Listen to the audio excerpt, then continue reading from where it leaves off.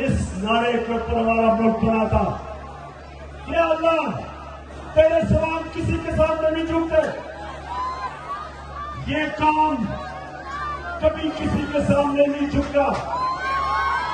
और ये जो हमारे पर मुसल्लत किया, ये हमें अमेरिका की गुलामी कराना चाहते। और हम सब स्वाइला के किसी की गुलामी नहीं करते। इंशाअल्लाह हमने ये इलेक्शन जीता है। उसके बाद हमजा कुकड़ी की हुकूमत खत्म करनी है।